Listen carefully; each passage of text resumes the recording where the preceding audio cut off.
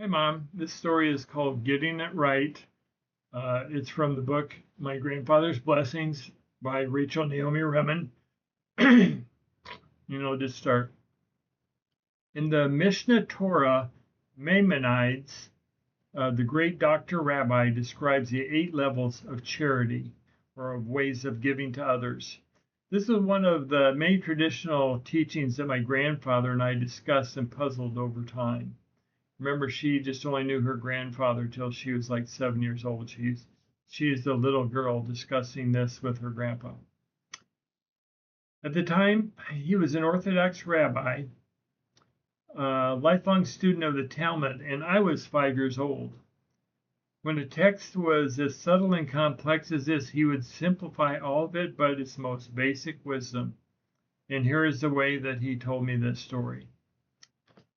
At the 8th and most basic level of giving to others, a man begrudgingly buys a coat for a shivering man who asked him for help, gives it to him in the presence of witnesses, and waits to be thanked.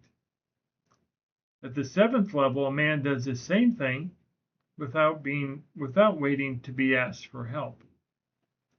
At the 6th level, a man does the same thing open-heartedly, though, without waiting to be asked for help.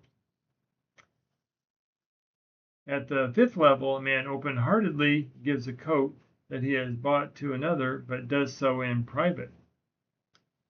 At the 4th level, a man open-heartedly and privately gives his own coat to another, rather than a coat that he has bought. He gives his own coat. At the 3rd level, a man open-heartedly gives his own coat to another who does not know who has given him this gift, but the man himself knows the person who is indebted to him. At the 2nd level, he again open-heartedly gives his own coat to another and has no idea who has received it, but the man who receives it knows to whom he is indebted.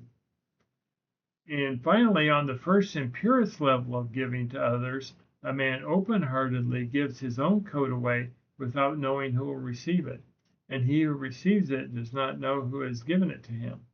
Then giving becomes a natural expression of the goodness in us, and we give as simply as flowers breathe out their perfume. And so this is what Rachel Remen says as a little girl. At the time, it was very important to me to be good and to do things right, and I listened to this description very carefully. I will only do it in the right way, Grandpa, I assured him. And he began to laugh, Nishumali, which means blessed little girl, I believe.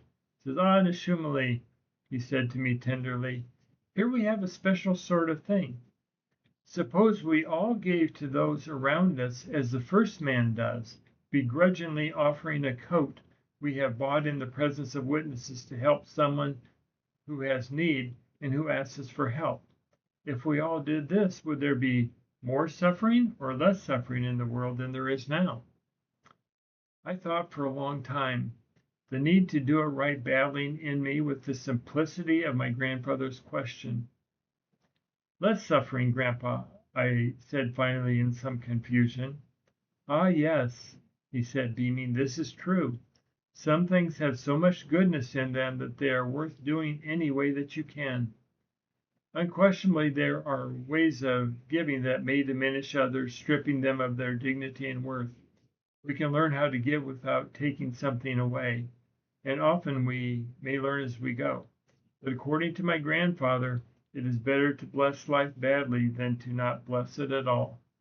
I thought that was a cute story, and you could picture a little girl trying to absorb it and just the wisdom of that story.